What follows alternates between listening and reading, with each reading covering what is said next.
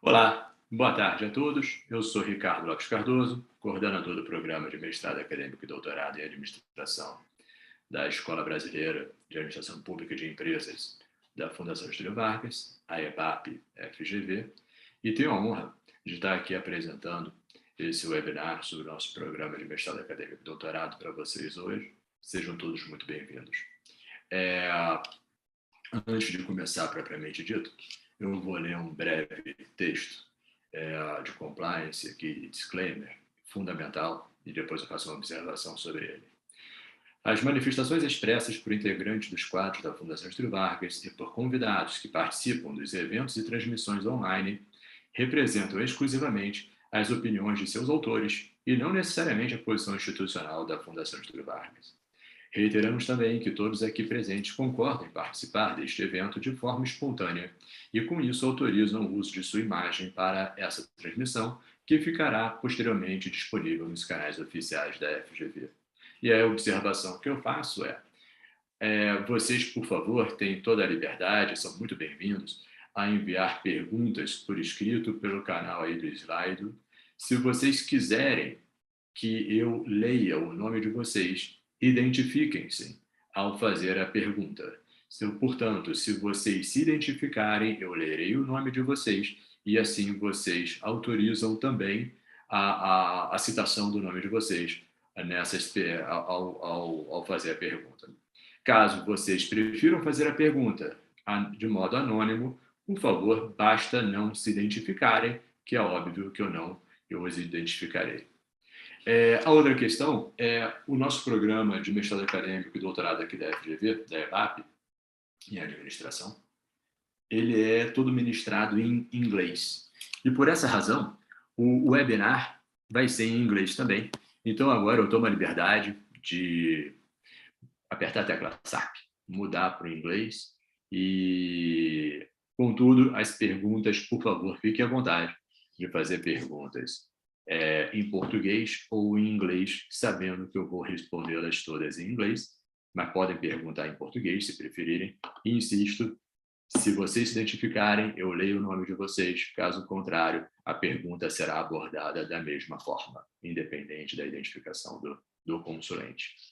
So, welcome everyone to this webinar about the Msc and PhD in administration from the Brazilian School of Public Administration at FGV at Fundação Getulio Vargas in Rio de Janeiro. It's a pleasure to receive all of you here and a great honor as the head of the program to host this webinar and ask your questions and curiosities about our program. Before we start, I need to read the disclaimer. All statements expressed by Fundação Getulio Vargas employees and guests in our online events and broadcasts exclusively represent their opinions and not necessarily FGV's institutional position. We also reiterate that everyone present here agreed to participate in this event of their own free will, and they consented to be recorded in this broadcast, which will be posted later on FGV's official channels. Once again, as I explained, by the end of this, during the webinar, you are welcome to send your questions through the Slido platform. If you want to identify yourself, feel free to write down your name together with your question, and I will read your name. So I will identify yourself if you identify yourself there. So that said, you already agree that I will read your name once you ask questions identifying yourself. However, if you are not so keen to identify yourself, no problem.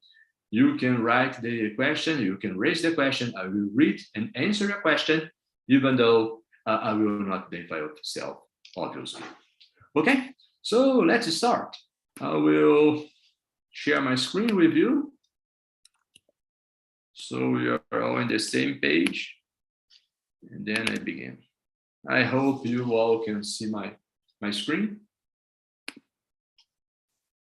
So let's start.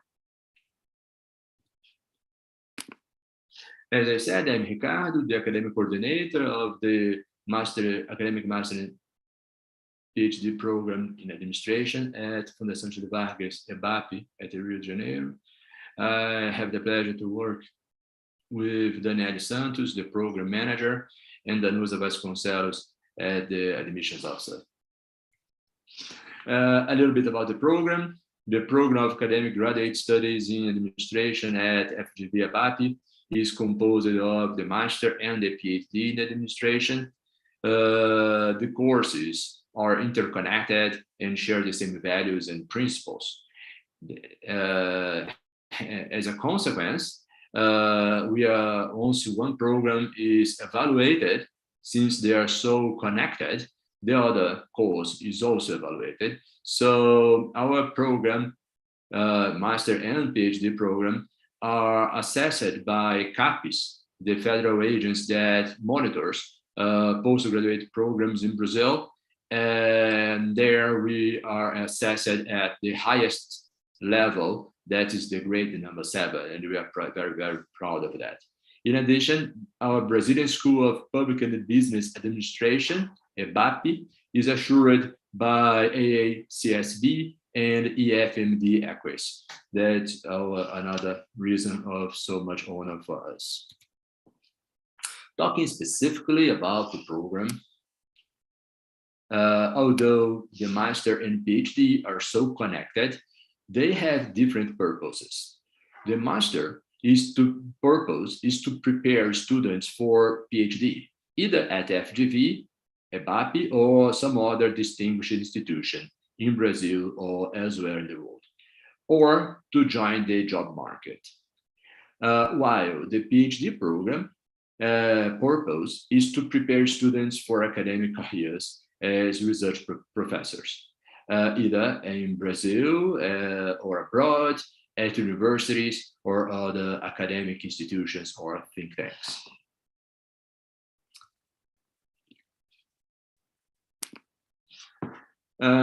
Sometimes candidates ask me, I'm not pretty sure if I should take my master or my PhD in administration at Bapi, and then we try to hear actual students and previous students, why have you joined us?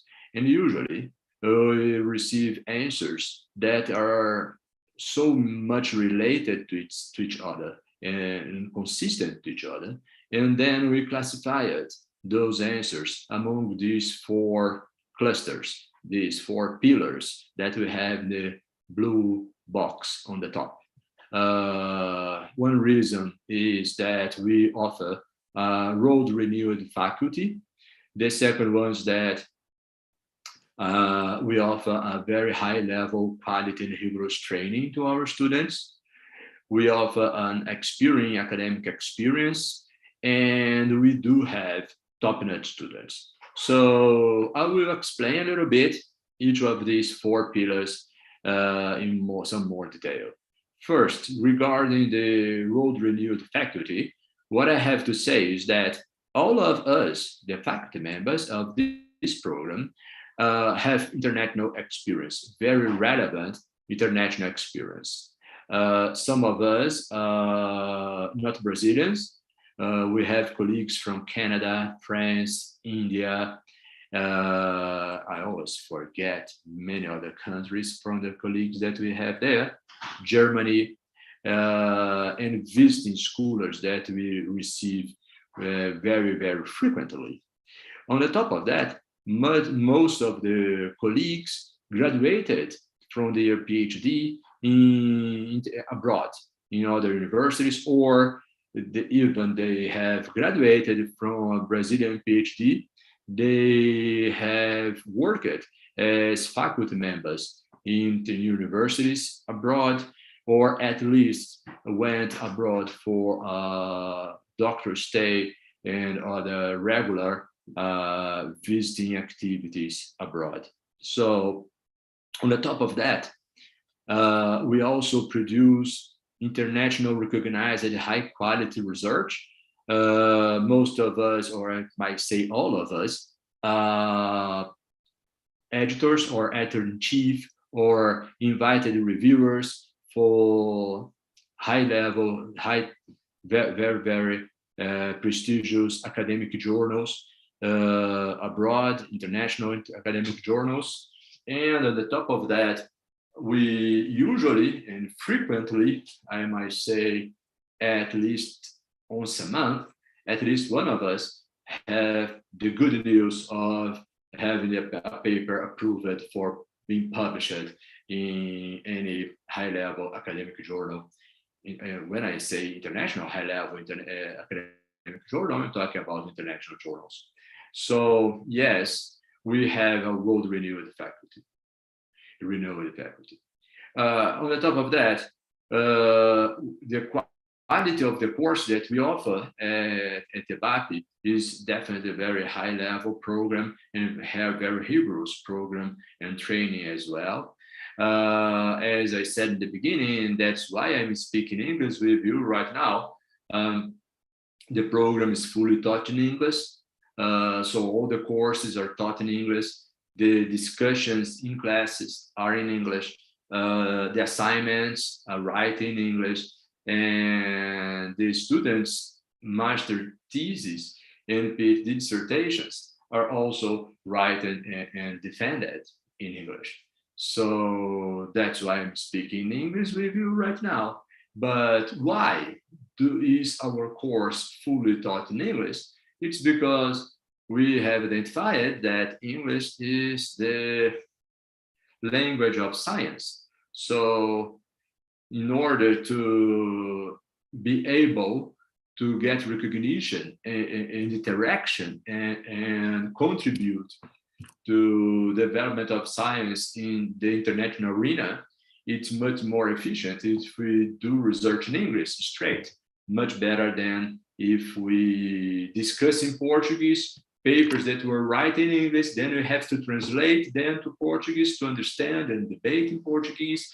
And then when we will write whatever we have the report of our own research, we would have to retranslate them to English to publish there. And we would be got lost in translation. So in order to avoid that and gain efficiency, that's, as I said, the program is fully taught in English. About the rigorous training on the top of the language that, I might say, it's kind of barrier to some of Brazilians. Unfortunately, still, the program is designed. The program is designed for students that dedicate themselves entirely and full-time to the program. We do not demand students quitting their job. We only demand that if students intend to apply for a scholarship from CAPES, CNPq, FAPERJ, of course, they might quit their job because these are the conditions established by the agencies that support those scholarships. But if you're not applying for a scholarship and you work, you don't need to quit your job. However, we do suggest you to get a sabbatical from your from your employment relationship, so you are able to dedicate yourself full-time and solely to the program. But if you cannot manage getting such a sabbatical from your employer, it's okay. You might be still welcome to join our master or our PhD, but be aware that the program was designed for students that dedicate themselves exclusively to the program. We are very, very much demanding. And based on that, we have identified that students that work and study with us and try to manage their time, sometimes they fail. And unfortunately, sometimes they quit the program. And that's very frustrating. Frustrating not only for the students that have a dream interrupted as well as from ourselves, to the program, to the school, and to myself as the coordinator. I will get very, very sad when I see some students quitting the program, not concluding it successfully. So we try to manage that in the selection process, prioritizing students that dedicate themselves exclusively to the program. But if in the selection process you present yourself as some outstanding candidate, and even though you work and won't be able to quit your job, okay, you can join us, but be aware that you might face some difficulties and additional challenges trying to manage your time. In addition to that, you won't be eligible for receiving any scholarship. I have another slide here explaining why this program is designed for students dedicating themselves exclusively to the program. The master program length is 21 months. So since January 1st, so the first week of January, I should say, next year, you would start classes, and then you would take all your courses until December next year. We are talking about the cohort for 2023. So starting on January 2023, you shall take all the credits from all the courses by the end of December 2023. And then you have 9 months until September 2024 to finish, conclude, and defend your master thesis. Time short, and we are very demanding, not only in the courses in the first 12 months for the master, and most importantly, on the quality of the research that you will present as your master thesis at the end of month 21. And for the PhD, the structure is quite similar. The length of the PhD is 48 months. During the first 2 years in the program, you might take all the courses and conclude all the credits from the courses, and most importantly, present and get the approval from outside external evaluators on your conceptual paper. That is the first qualifying exam in the PhD program. That's all during the first 24 months in the program. Then you have 1 month more to develop your conceptual paper into a research project and go through the second qualifying defense. That is the defense of the research project. And after that, you have 1 more year, 12 more months to defend your PhD dissertation. So by the end of the 4th year in the program, you might conclude your PhD, in addition to publish at least 1 paper in academic journals. So definitely, we are very demanding. That's why we expect students to dedicate themselves fully to the program.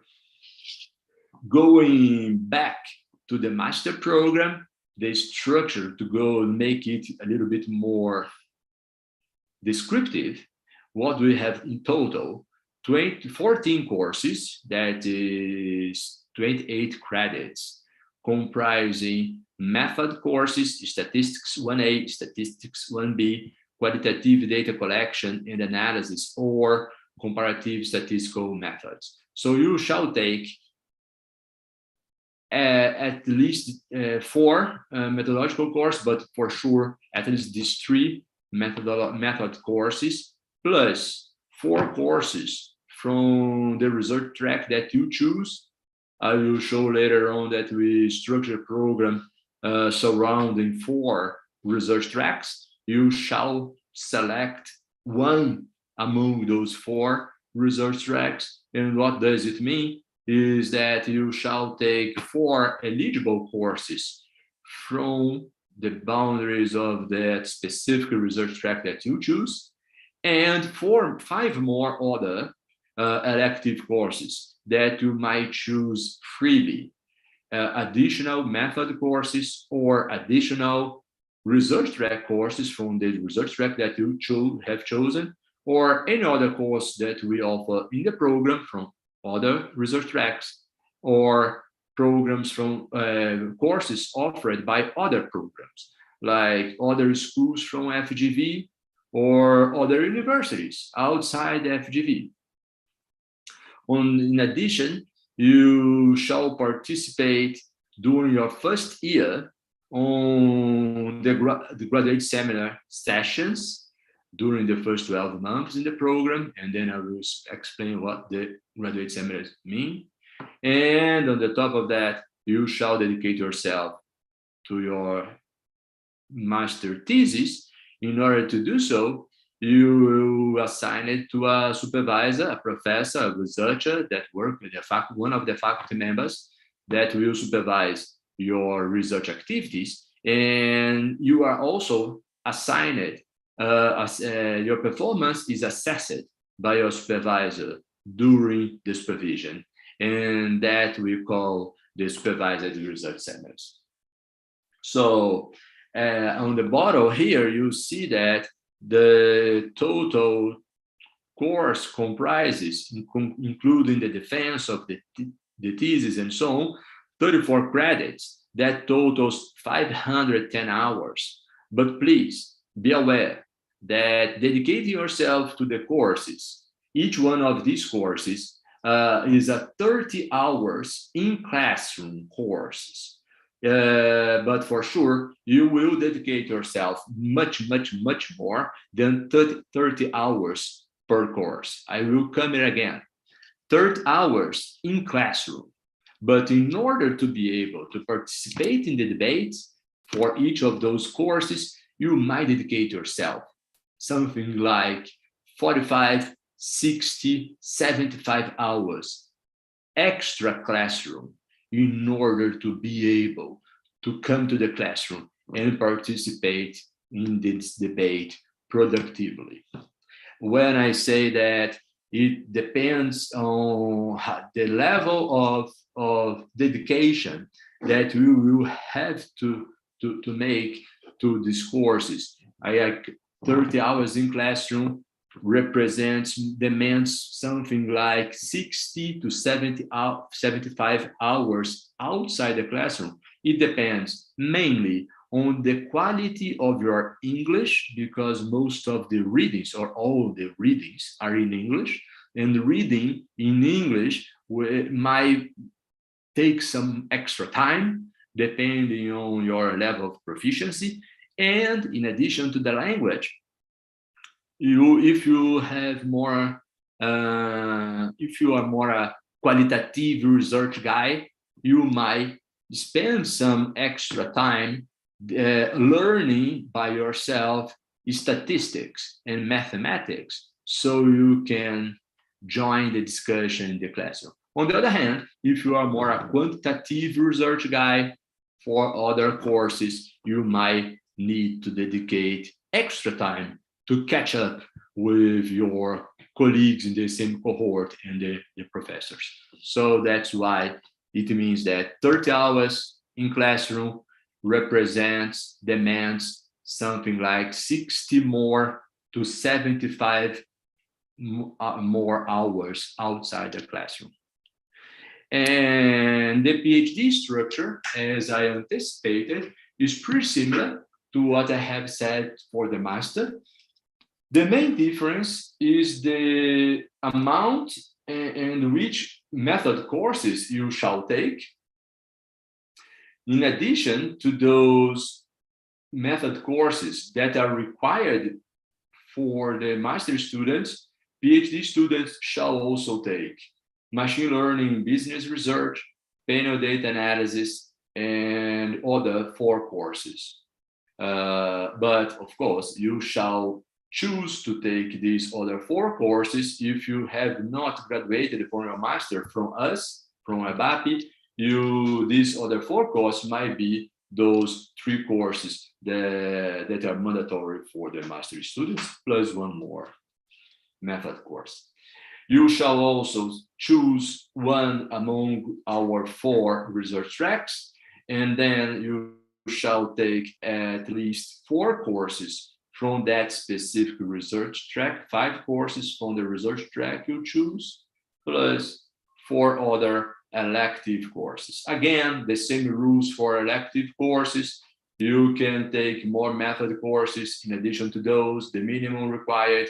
You can take more research track courses in addition to the minimum required, or you can take any other course we offer in the program, or you can choose to take other PhD courses offered by other programs, either from FGV or from other universities.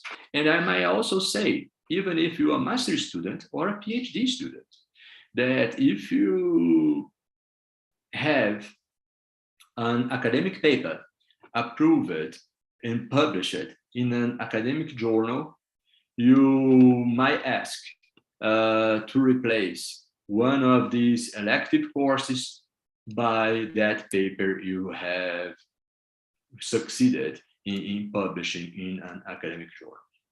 On the top of those courses, as master students, PhD students shall participate in the first year in the graduate seminars, and they also need to dedicate themselves to the research that they will defend at the end of the day as the PhD dissertation.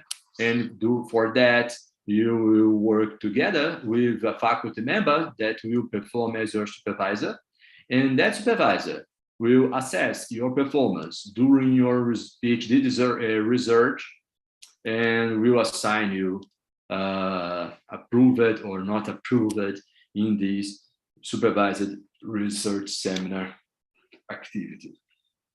Again, 30 hours courses in classroom, plus in average from 60 hours to 75 hours in addition to the 30 hours in classroom as preparing yourself to those courses. The same thing I just said for the master students.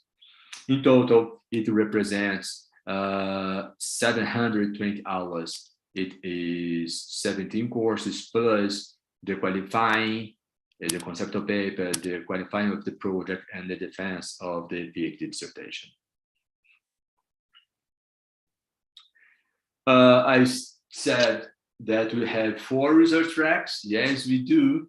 They are institutions, policy, and government, coordinated by Professor Ricardo Pereira, behavioral and decisional sciences, coordinated by Professor Shania Graval, strategy, management, and organizations, coordinated by Professor Olivier Bertrand, and finance, coordinated by Professor Lars Norden.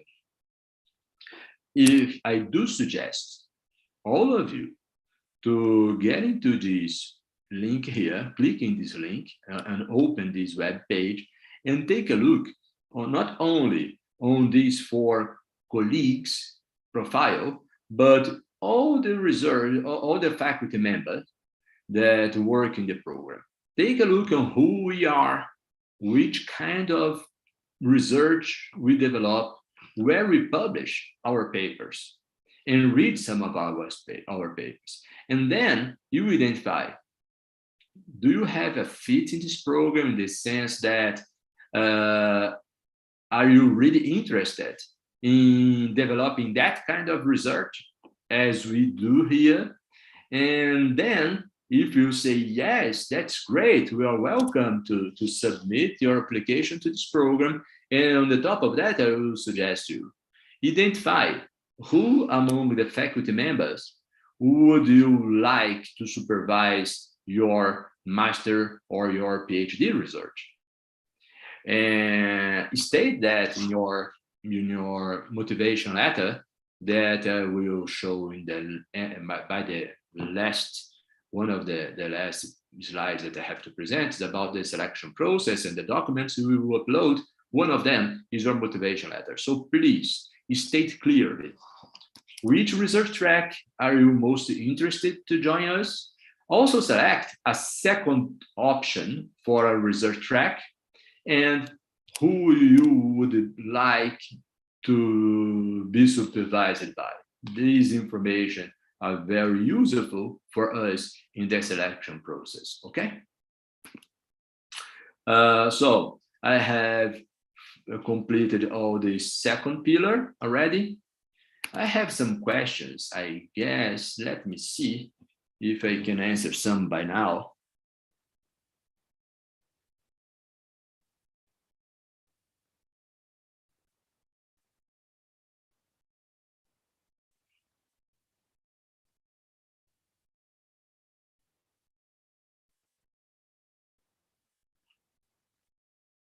I'm sorry, I'm reading the questions to select which one I will answer right now.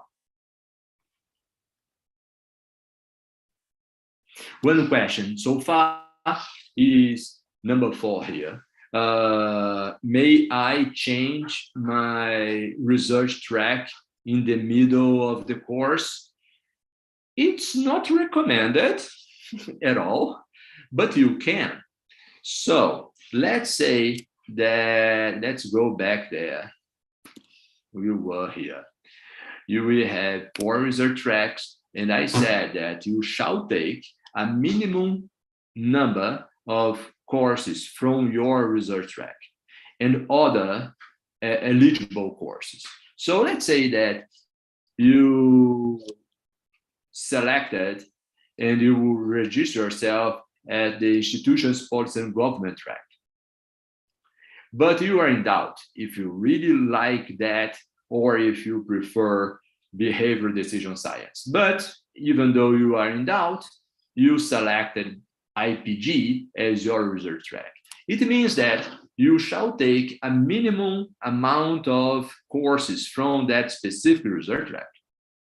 In addition, you shall take other eligible courses. So in this case, if you are in doubt between 2 research tracks, I would suggest take the eligible courses from that other research track that you are in doubt if you are more keen to develop your dissertation in that field or in the other field. So if you balance that, it will be not traumatic, or must not be so traumatic, changing the research track. And another answer, in the top of that, please don't delay that decision to the end of the first year. If you really decide to change, first of all, let's take a look on the credits you have taken from the courses to see if it's manageable to considering the remaining period to take credits if you still have time to take all the minimum amount of required courses from the other track, wherever you choose different from the first one. Okay, so yes, it's possible, but it might not be feasible or doable.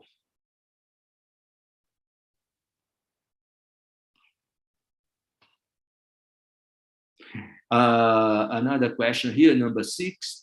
Can I work and study this program at the same time? As I said, the program is not designed for you in this situation, but yes, you are welcome to try. If in the selection process, we identify that you are an outstanding candidate, what do we mean by that? Okay, although it's not the ideal situation, we might identify that the risk of you not concluding the program are significantly low. So yes, we would give you the benefit of the doubt.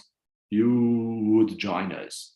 But be aware at all time that working is not an excuse for not performing well in our program. So missing classes, oh, because my boss, I don't care about your boss. I'm so sorry I have to say that so clearly right now. I didn't present the assignment on time because I had to travel for my job. I'm sorry. That is not an acceptable excuse for not doing your duties as a student, okay? But you can try. Is this PhD an academic PhD or a professional, a DBA? This is a doutorado acadêmico. This is not a DBA, a Doctorate in Business Administration. No, this is not a DBA. Não é mestrado, doutorado profissional, nem mestrado profissional. It is an academic PhD, an academic master program. EBAPE also offers professional masters, MAP in public administration, and MAX in gestão empresarial. But I'm not the coordinator of all of those programs, and I do not speak in behalf of those programs. This webinar is only related to the academic master and academic PhD in administration. FGV, outside the Bapi, at EASP in São Paulo, offers a DBA, but again, I do not speak in behalf of EASP, neither in behalf of that program, okay? Where can I see the link to the faculty member? Right here, on the bottom of the slide I'm showing right now. But it's easier if you go to the main EBAPE web page, ebape.fgv.pr. Then you search for the MSc and PhD program, and then you take a look on corpo docente or faculty member. Okay? Well, I will go back to the presentation, then I will return to other questions, because the other questions are related to other slides that I will present in the near future. Yes. In addition to the courses and the research tracks, I might say that EBAPE is offers and organizes and hosts, better said, that hosts 5 research centers. 3 of them are really closely related to this program, to the MSc and PhD. One is the Center for Behavioral Research in Rio, coordinated by Professor Rafael. The Center for Banking and Finance Research in Rio, coordinated by Professor Lars. And the Applied Research Center in Accounting and Analytics, coordinated by myself. Why am I showing these research centers here? Simply because usually the research centers have opportunities for students engaging in the research projects developed there. Students can work and dedicate and develop their research closely related to the research, to any of these research centers. And then the paper that they write there can comprise a chapter of their thesis, master thesis, PhD dissertation, whatever. And in addition, usually the research centers have resources funded by external organizations outside FGV with resource to pay for a scholarship for you or an additional scholarship. So you are all welcome to get in touch with the head of the research centers, identify which kind of research we are doing there. If you go on these on this link, on this web page, Research Center, Centro de Pesquisa within the MSc PhD web page, within a BAP website, you can see which kind of research we have right now under progress, and we might announce some scholarship opportunities for you there. Okay, so with this, I finish what we call the second pillar, and then I go to the inspiring academic experience, mainly talk about the graduate seminars that is mandatory, as I said, for the master and PhD students in the first year, and then I will talk about international exchange. So about the graduate seminars. Graduate seminars are sessions where we invite professors from abroad to present their working papers. So usually these are scholars, very well renowned scholars from other universities, not only from Brazil, especially from abroad, to come and debate and discuss, present during 90 minutes, 1 hour and a half, their working papers, the working papers that they are working right now. There are projects still underway or recently published at most.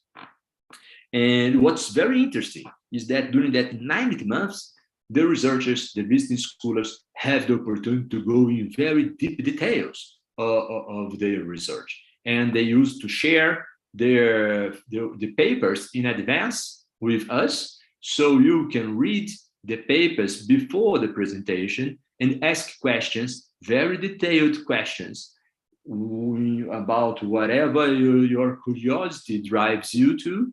And most importantly, after those 90 minutes of the paper's presentation, the faculty members from EBAPE leaves the classroom, and only the visiting scholars and you, the students, the master and PhD students, remain in the classroom. And there you can ask whatever you want to ask. If about, for instance, how you could apply for a doctoral stay in his or her university from the visiting scholar, or how you could apply for the job market to work with at his or her university, and so on and so forth. You can ask whatever you intend to ask about the academic life in that country or in that region. And about the international exchange, most students, usually PhD students, are very interested on doutorado sanduíche, as we call here in Brazil, a doctoral stay abroad. So PhD students are encouraged to take a doctoral stay abroad after the second year in the program, as long as they have received the approval on their conceptual paper, the first qualifying exam. And the sanduíche might not be longer than 1 year. We try to manage this same opportunity for master students, but after the first year, the first 4 months, the fourth quarter, and after the approval in the research project from his or her supervisor. And usually the master stay abroad takes no longer than 6 months. Now, talking about money, scholarship for doctoral stay or master stay, it's really restrictive. Nowadays, the situation we have is, yes, we have resources from CAPE Sprint, internationalization project managed by CAPES, where we have scholarships available for students that want to go abroad to take the doctoral stay. However, the project and the research subject these candidates, these PhD students is developing shall be really, really related, closely related to the topic and the main theme of the research project approved by the professor at CAPES under this CAPES Sprint. So we have the resources available, we have the budget, but matching your research interests with the pre-approved research project under CAPES Sprint is not always feasible. So if your research interest does not fit, does not match with those projects approved at CAPES, I'm sorry, we don't have the resource already. We would need to develop opportunities so you could go through. There are some opportunities that sometimes open, and we do all we can to help you getting some financial support for your doctoral stay. But I cannot assure that neither that there will be a match between your project and the projects we have pre-approved under CAP Sprint, neither I can assure you that we will succeed in all our efforts to develop a scholarship for you. But this is a constraint that we have at this moment. And finally, the fourth pillar, you guys. We do have top-notch students. Our students are very, very well diversified. We have students geographically diversified, not only from different cities and states from Brazil, as well as we have students geographically diversified because we have students from other countries. Students that recently graduated with us, for instance, from Italy, Poland, China, Germany, and we still have students with us from Germany, from Mexico, from Russia. So we are very proud of this diversity because it gives some colors to the debate and open mind very well in the discussions that we have in classroom. And our students are also academically diversified. Although this is a master in administration, a PhD in administration, we have students not only from the business field, from administration field. First of all, we have those 4 tracks. As I said, let me go back to the 4 tracks that we have. If you pay attention to these tracks, you can see how different they are. And these differences in the subject discussed within each of these tracks give you an idea of the diversity on the type of subjects that we deal in this program, as well as the diversity on the kind of methods we develop in this program. So we benefit a lot from having students from different academic backgrounds. In addition to administration, we have students from accounting, economics, law, social science, political science, physicians. Yes, we have some physicians. What else? Philosophers, and so many different areas. Statisticians, mathematics, so on and so forth. And this also gives us the opportunity to develop in-depth discussion on different areas, and it is very interesting. I guess you will benefit a lot from your classmates and colleagues from the previous cohorts. Let me take a look on the chat again.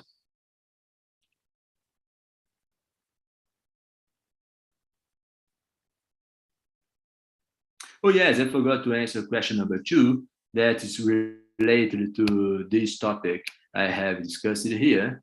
If master student can conclude the defense of the master thesis before 21 months, or the PhD students defending their PhD dissertation before month 48. Yes, it's feasible. We don't suggest to rush at all, but if you have concluded all your research before 21 months in the master, yes, you can graduate, you can conclude in advance. However, none of our students shall take more than 3 courses per quarter. As I said, our courses are very demanding, time demanding. Imagine 3 courses, 90 hours in classroom during the quarter, plus 60 hours outside the classroom, time 3 courses, 180 hours, plus 90, gosh, 270 hours within a 3 months period. That is definitely too much. So please don't try to take more than 3 courses per quarter. Otherwise, the chances of failing are high. And then if you try to rush, you don't want to do it properly, and you might quit the program unsuccessfully too much in advance, and you won't be able to conclude. Because what I try to say here is that in addition to the demand from the course in terms of time dedication, students that get C's or D's in course that are assigned with a C or a D, D is a fail, and C is the minimum grade you shall get in order to be approved. So if you get 3 C's or 2 D's or 2 C's and 1 D, you are automatically excluded from the program, and we don't want that. One way to avoid that is establishing a cap. At most 3 courses per quarter is the highest level of dedication in courses that you should take the risk, okay? So said that you might take the whole first year taking courses and then 9 months to develop your dissertation. But you can conclude in 20 months, in 19, 18 months, it's still feasible. Yes, we have some situations like that. Very outstanding students, we have this kind of situation. Yes, we do. Other questions?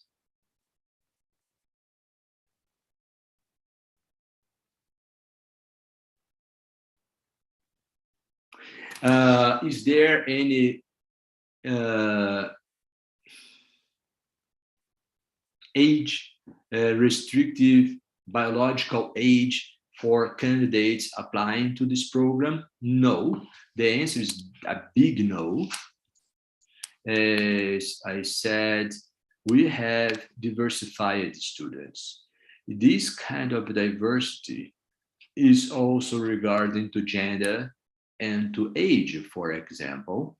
Although most of our students, from the master students, just graduated from the undergrad, and most of the PhD students just graduated from the master. This is what we have, like the majority of our students. But we have some students that are not, don't fit that profile, and they are very welcome, definitely.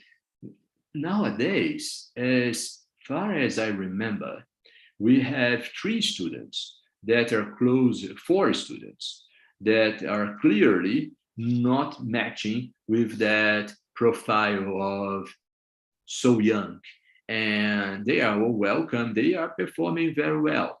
The main point is not sharing your time and your constraints with other issues in addition to the program. This is what we really expect from you.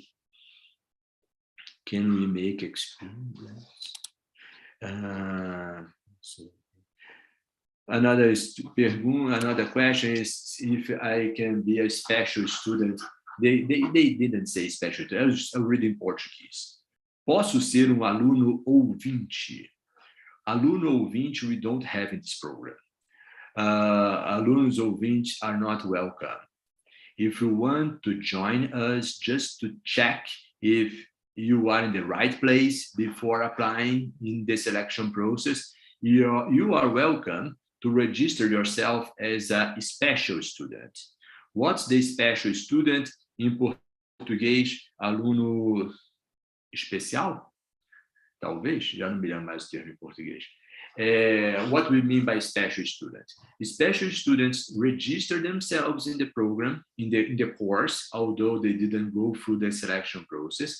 They can take only 1 course per quarter, but they have all the same duties as any other student, including attending to classes, the frequency, and the grades, and do all the same activities as all other students that went through the selection process. Regular students and special students might comply with the same requirements and the same duties.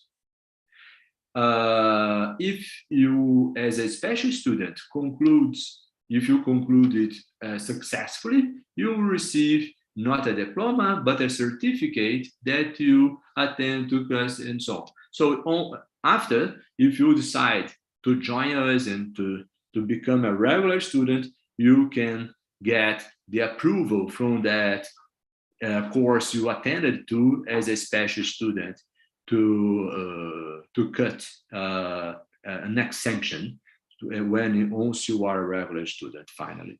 Okay, but no aluno ouvinte, no aluno turista. If you join us as a special student with the same duties as any other regular student. Okay, and I have a bad news.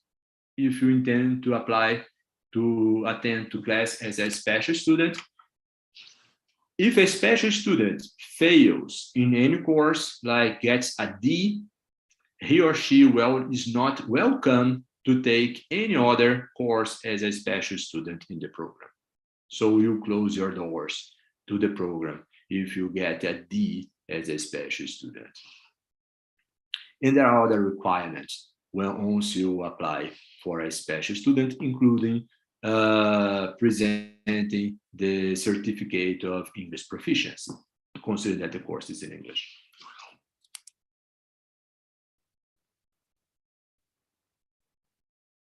So as I said, the PhD doctoral stay is for PhD students, doutorado sanduíche, but we try to manage to offer the same for our master students. As I said, master stay. In this case, the time is shorter, but the main challenge is getting some financial support for you there. And there is a question, I will read the question in Portuguese. Tem alguma possibilidade de os programas serem ministrados em português? Definitely no. Definitivamente não.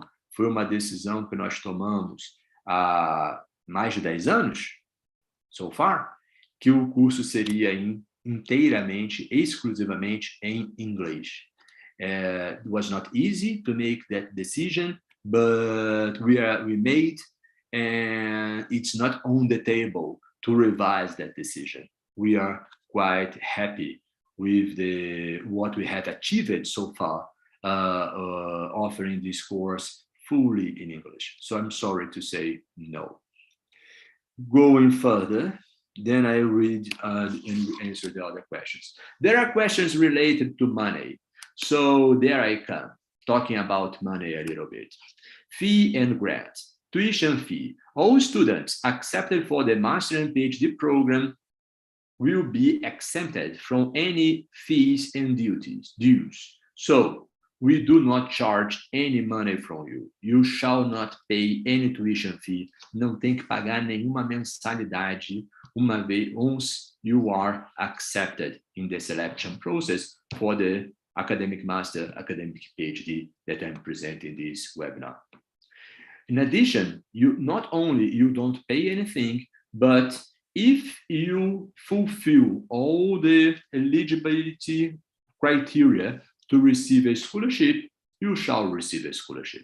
So scholarships, the program offers student grants to students, study grants to students for their upkeep based on the student progress, performance, and full commitment studies under the program. So if you do not work, if you are fully committed to studying the program, you might comply with all other requirements under the eligibility for CAPES and CNPq. So once you fulfill all those requirements, yes, you will receive a scholarship. If we don't have scholarships available from CAPES, CNPq, or FAPERJ, we will manage to have resources from FGV budget to offer you a scholarship once you comply with all the requirements, including the renewal of your scholarship depends on only upon you, on your performance in the program. Getting only A's and B's, for sure, you are okay. And being up to date to your duties in the program, you might have your scholarship renewed. So your investment is not your money. What we want you to invest in this program is your time, your dedication, your commitment, because we are only concerned with your success, professional, academic success. And additionally to everything I have said, there are opportunities for you to double your scholarship. In addition to the scholarship from CAPES, CNPq, or FAPERJ, you might have the opportunity to receive an additional scholarship in order to double your budget. The program offers opportunities to students to double their scholarship if you join us on teaching assistant activities or research assistant activities, like working together with the research seminars and so on. So there might be opportunity to receive additional scholarship.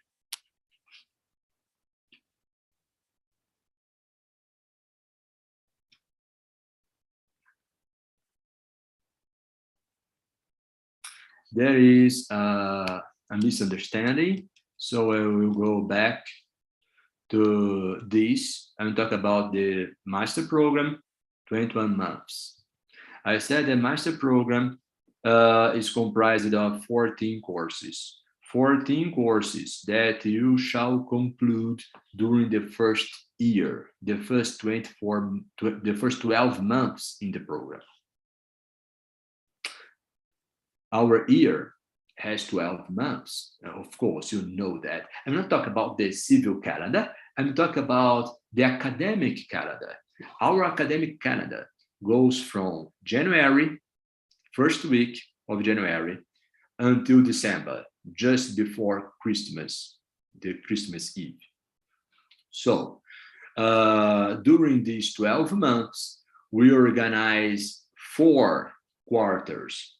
So the first quarter, January, March, the second quarter, April, June, the third, July, September, and the fourth quarter in the year, October, December. So we offer 4 academic quarters per year. As I said, you shall take at most 3 courses per quarter. It drives us to 12. And so let me double check it here. 5 com 4, 9, 10, 11, 12. Okay. So these are the courses that you shall take during the first year. That totals 12. 3 method courses plus 4 research track, 7, plus 5, 12 courses. These 12 courses distributed evenly over 4 quarters, that is an average of 3 courses per quarter.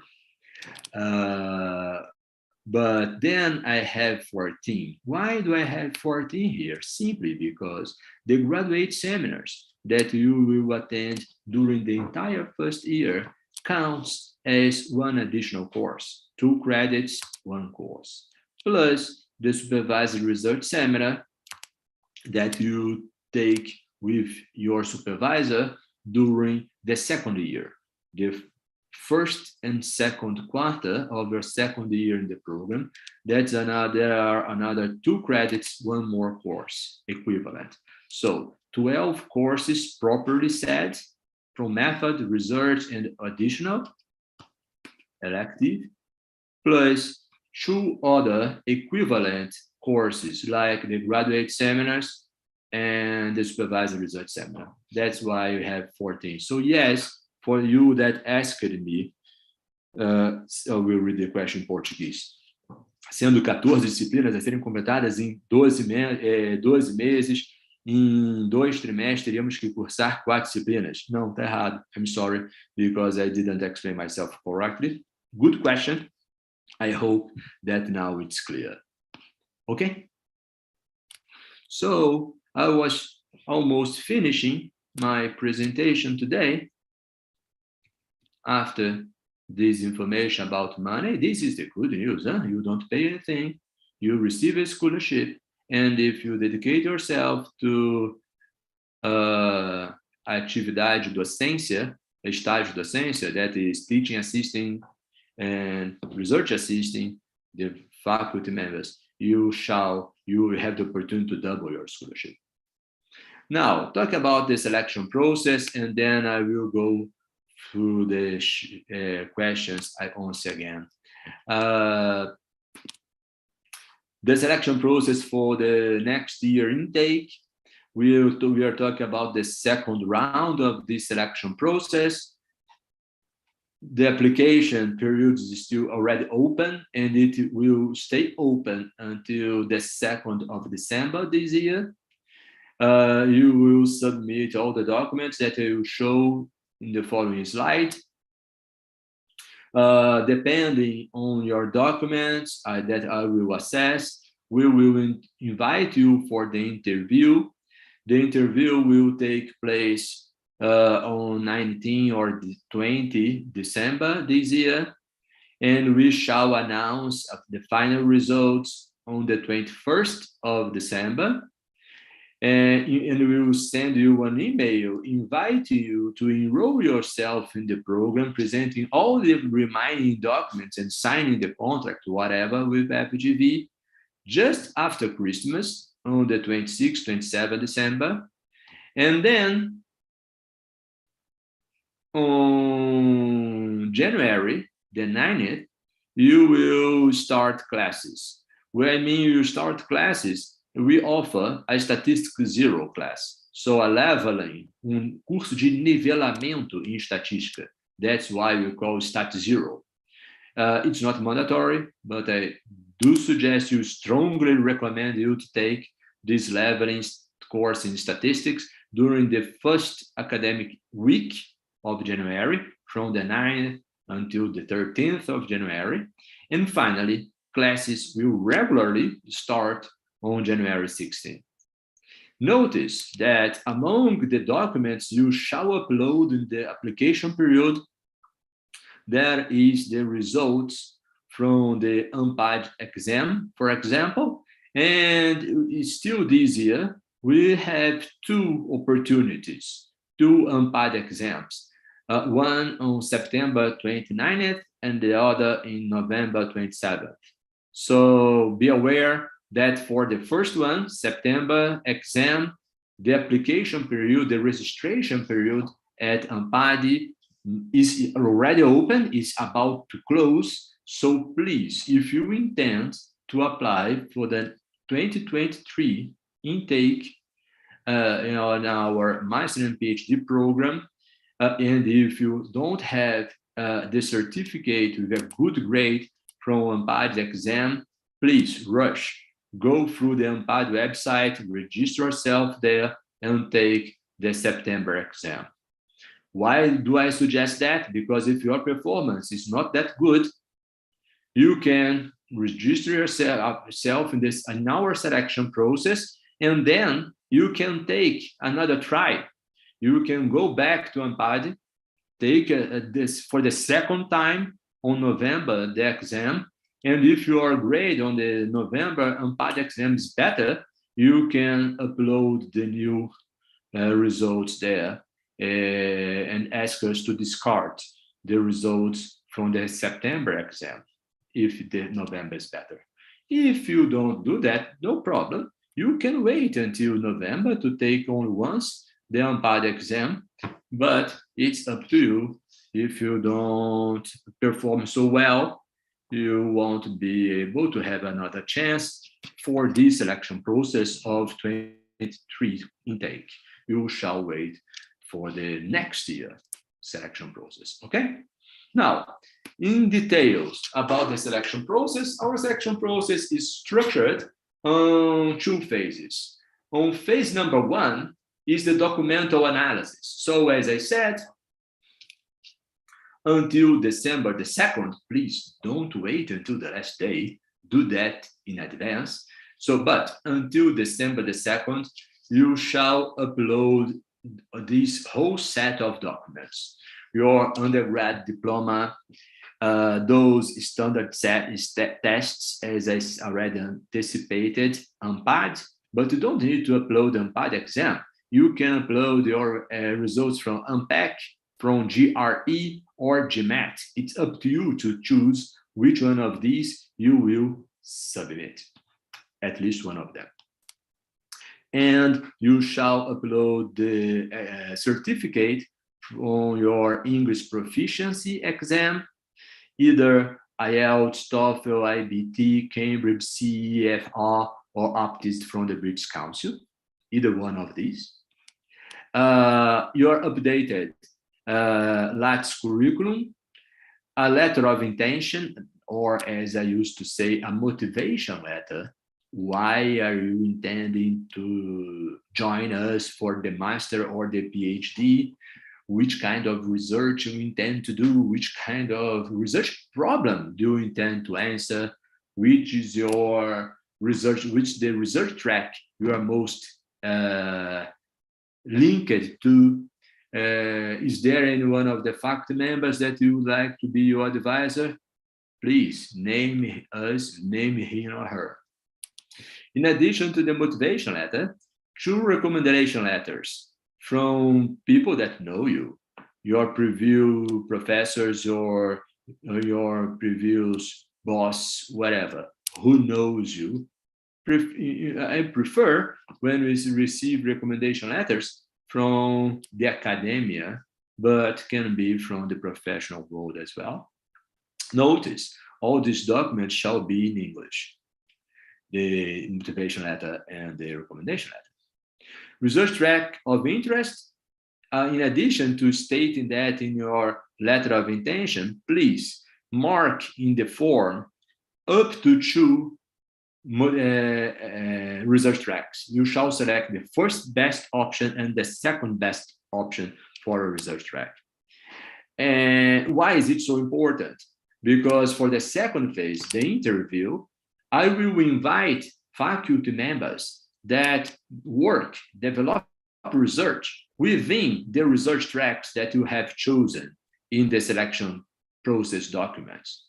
So you will be interviewed by colleagues or faculty members that dedicate themselves to the research track that you are most interested to.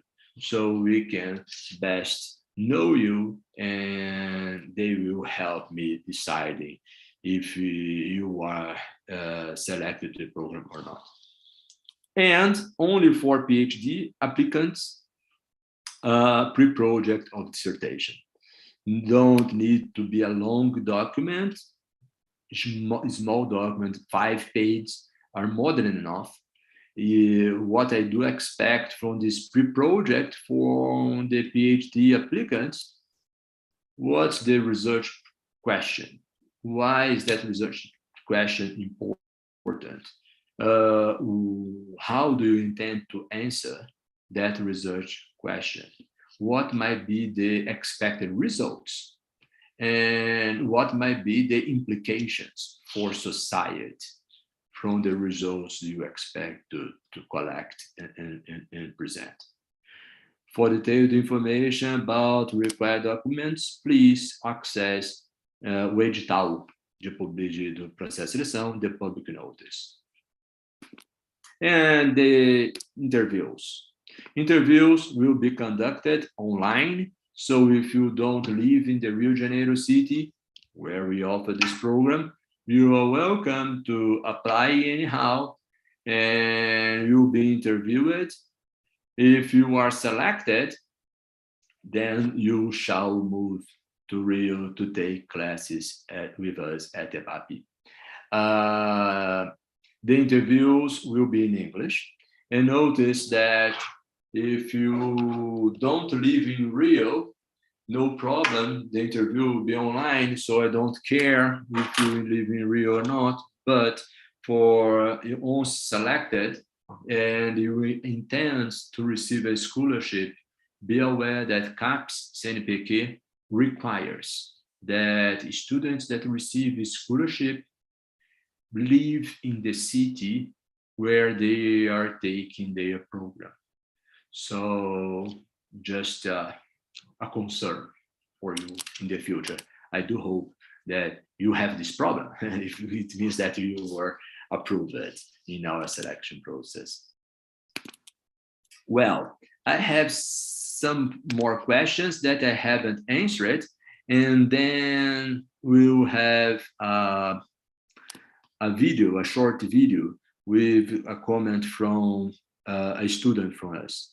But before the video, I will keep this information about where you can get additional information, and I will answer some other questions. And the other questions I will leave to the end after the video, okay?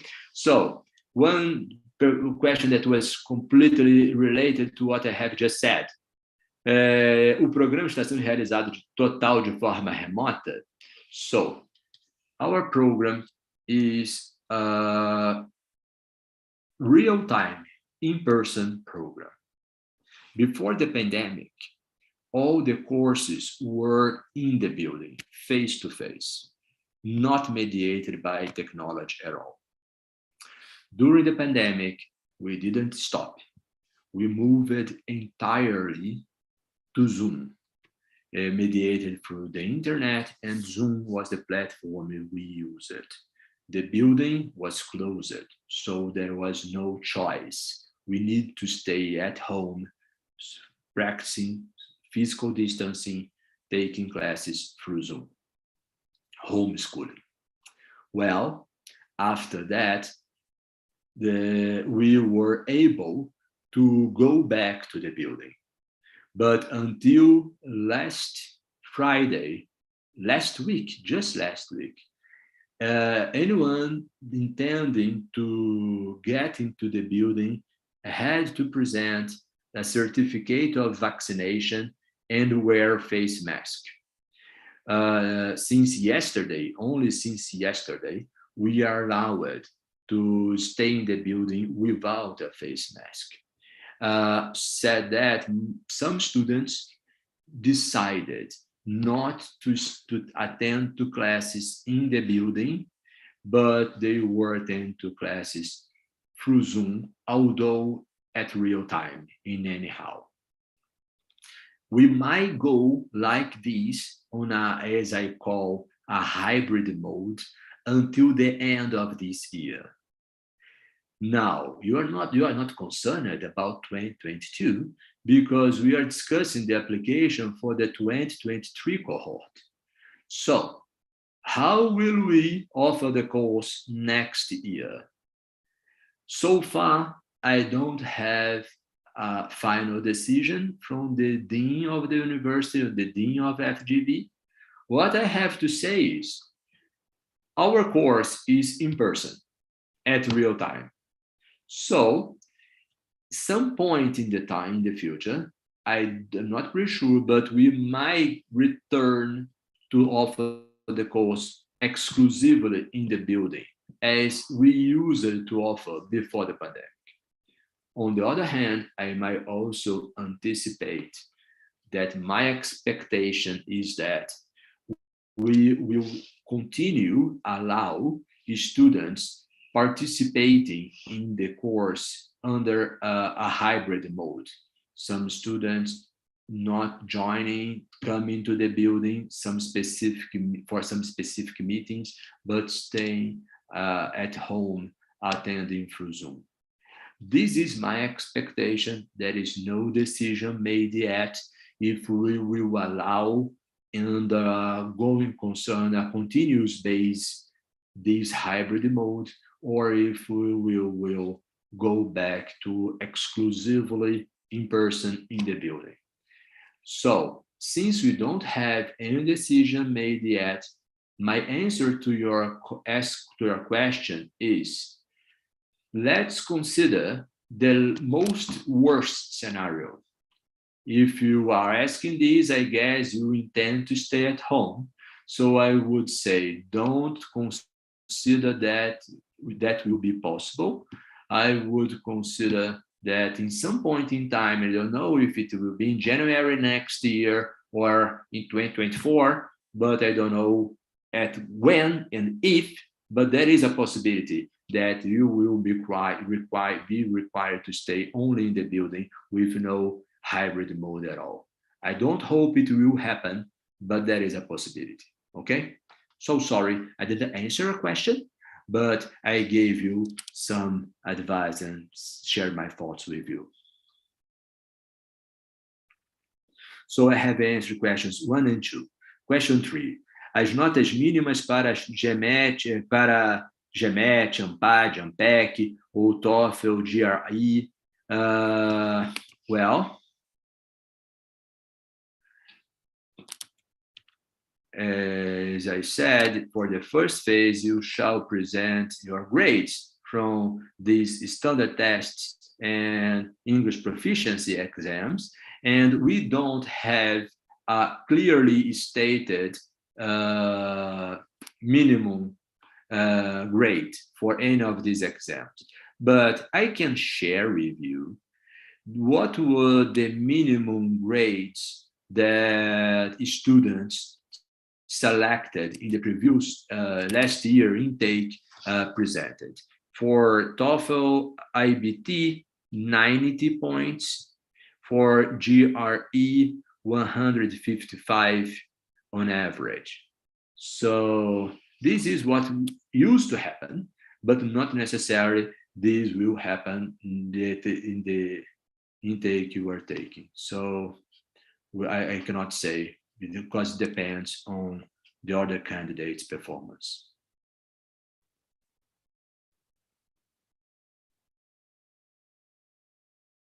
Question 4, I answer question 5.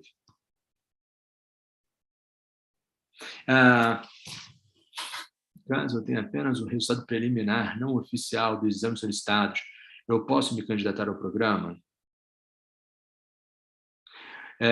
Sorry, no. You shall have the final results from these exams to apply to the program, but specific questions like these, you can send us an email presenting which circumstances you are facing that you were not able to receive the final grade, the final grade from certificate from those exams. So you can send to admissions_ebape@fgv.pr this specific question with the circumstances surrounding your question, so we can evaluate and answer.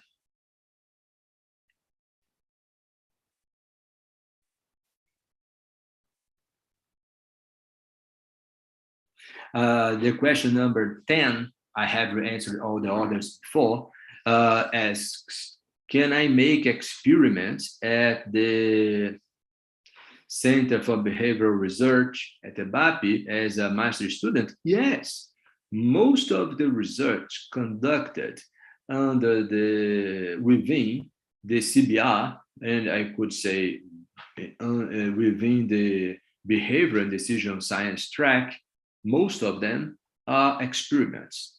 And we have professors, faculty members that are really specialists on experiments, and most of what we do, I include myself in some experimental research as well, is experiments. So yes, you can join our faculty and our research team that develop experimental research and do that in your master thesis as well. Going back to information about the scholarships, the scholarship for master students is R$1.500, R$1.500 por mês, and the scholarship for PhD students is R$2.200, R$2.200 por mês. Said that, mestrado, the 13 also answered, 14 answered, 15 answered, 16.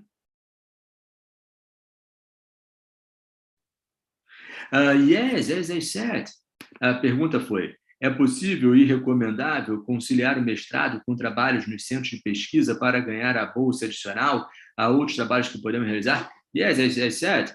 Joining the activities within the research centers or other opportunities offered by the school, as we call estágio docência, in addition to, let me say, if you receive a scholarship from CAPES, you shall dedicate yourself at least 60 hours during the program to what the CAPES calls estágio docência.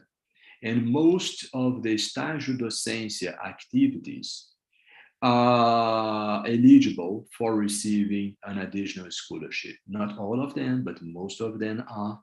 So in addition to fulfilling the requirements from CAPES, you can also double your scholarship. As I said, teaching assistant, assistente de ensino, together with a faculty member from the program, or a teaching assistant, a research assistant, assistente de pesquisa that is directly working with any faculty member or within those 3 research centers. Most probably, you will be eligible for receiving the second additional, scholarship.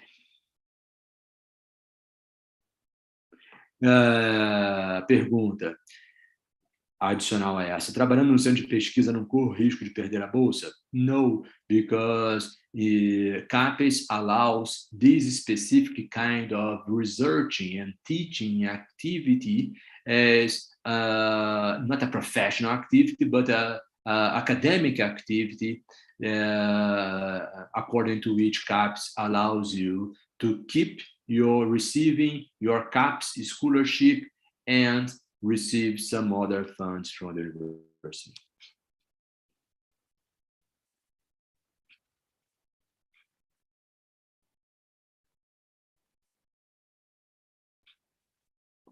Okay, another question here is that you shall take at least 4 eligible elective courses if you are a PhD student, or you shall take at least 5 elective courses if you are a master student. But someone is asking, can I take more eligible courses? Can I take other workshops in addition to the minimum required? Yes, you are. You are welcome to take more courses if you are keen to, and of course, if they do not exceed more than 3 per quarter. So, if you are a master student, you conclude all these 12, 13 courses within the first year, because the supervised seminar will be in the beginning of the second year. And then, while you are in the research, doing your master research, you can take more eligible courses if you want. That is no problem. And we will not charge you any tuition fee for attending to these other courses. No, you are welcome. Now, only one concern that I have: you shall not be taking any course at the point in time you schedule your defense of your master thesis or your PhD dissertation. That's the only constraint that we have.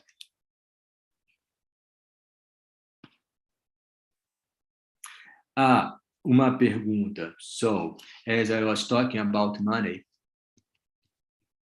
that we don't charge any tuition fee and so on, someone is asking, but hold on, you charge an application fee for the selection process. Yes, we do. That's not too expensive for the average of our applicants, but if you have any specific financial constraint, and now I will speak in Portuguese in order to avoid getting lost in translation. So, nós não cobramos nenhuma mensalidade, mas cobramos uma taxa de inscrição para o processo de seleção.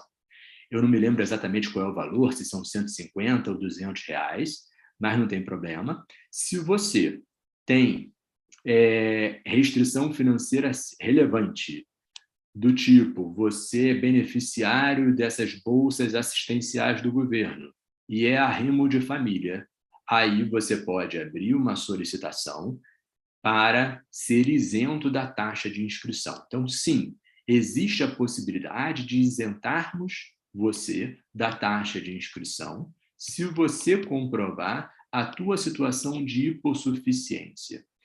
Eu espero que hoje no nosso site já esteja escrito em detalhes o que você precisa fazer para comprovar a situação de hipossuficiência e como nós entendemos a situação de hipossuficiência. Se não tiver isso claro hoje no site, eu garanto que colocaremos isso o quanto antes no site. Então, se você se encaixa nessa situação de hipossuficiência, a minha sugestão, número 1, corra para, nesse período, e o quanto antes, não deixe de jeito nenhum para final de novembro, o quanto antes, preencher toda essa documentação no teu processo de aplicação ali. E aí, ao invés de juntar a taxa comprovando o comprovante de pagamento da taxa de inscrição, você abre uma solicitação de isenção da taxa de inscrição, juntando a documentação que comprova a tua situação de hipossuficiência. Eu vou analisar essa documentação, se tiver tudo de acordo com o que a gente tem ou terá em breve no nosso portal, eu isento e você recebe essa informação, e aí você segue com o processo de application, independentemente da taxa que teria sido isentada. Tá ok? É uma situação excepcional, mas sim, colocamos. E aqui eu vou continuar falando em português esse ponto, para não ter dúvida. Eu ressalto que a ANPAD também tem uma política semelhante a essa. Então, se você é hipossuficiente, além de pedir a isenção à EBAPE para não pagar a taxa, você pode solicitar uma isenção semelhante do teste ANPAD, não a mim, não a FGV, diretamente a ANPAD. Sugiro que você dê uma olhada no site da ANPAD para descobrir isso. I think it's time to finish.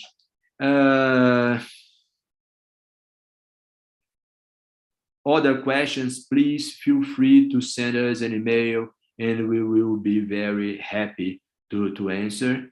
You can have again the address there. So what else? I guess that we have a very brief 2 minutes video, and then professor, não vai ter vídeo. Okay, there is no video today. No problem at all. So thank you for your time, your interest in our program. Please, I'm so sorry if I didn't have time to answer all your questions. We are so far 1 hour and 35 minutes here. Time to finish. So please, send us an email if you have any additional questions that I didn't have time to address here. Thank you, and I hope to see you soon.